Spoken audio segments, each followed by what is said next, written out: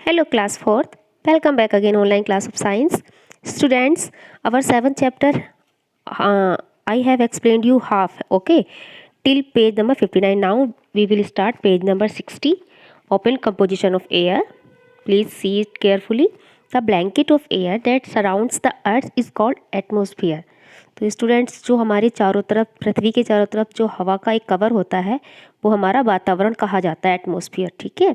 Air is a mixture of gases, water vapour and dust particles. जो हवा होती है बच्चों, वो गैस का, पानी का और धूल के कणों का एक मिक्सचर होता है, मिला जुला रूप। The amount of water vapour in the air at A given time and place is called humidity. तो जो हमारे पानी का जो बाष्पीकरण होता है उसकी एक प्रचुर मात्रा समय के अकॉर्डिंग दिखाई देती है जगह जगह पर, उसे हम ह्यूमिडिटी कहते हैं। The two main gases in the air are oxygen, nitrogen. दो प्रमुख गैसें होती हैं बच्चों हमारे इस वातावरण में, ऑक्सीजन 21% और nitrogen 78%। Okay, and 1% of the air contains other gases like carbon dioxide, argon and helium. Now you can see here this diagram. Oxygen is essential for breathing and burning.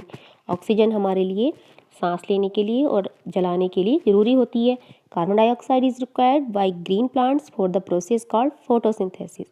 और जो कार्बन डाइऑक्साइड होती है बच्चों, वो पेड़ पौधों के plantation के लिए फोटोसिंथेसिस में ज़रूरी होती है। Nitrogen is required by plants for their growth. और नाइट्रोजन क्या काम करती है गैस बच्चों, वो जो है प्लांट्स की ग्रोथ में हेल्पफुल होता है।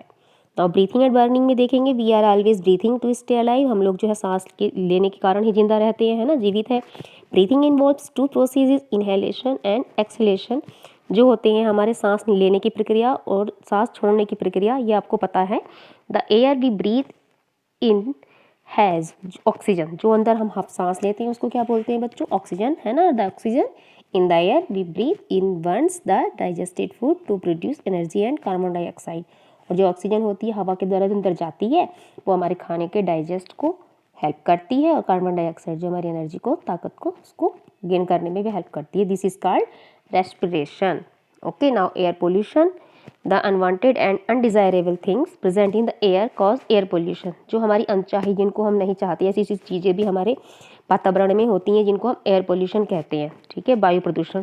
Things that pollute the air are called air pollution. जो हमारी हवा को प्रदूषित करते हैं बच्चों, उसे हम जो है वायु प्रदूषण कहा जाता है।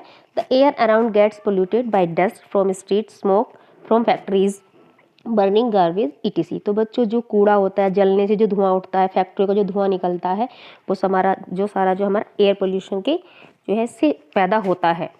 Vehicles on the road also give out smoke which cause air pollution. और जो वाहनों से निकला हुआ धुआं होता है, जो पेट्रोल से निकलता है, वो भी हमारा एयर पोल्यूशन का एक रीज़न है।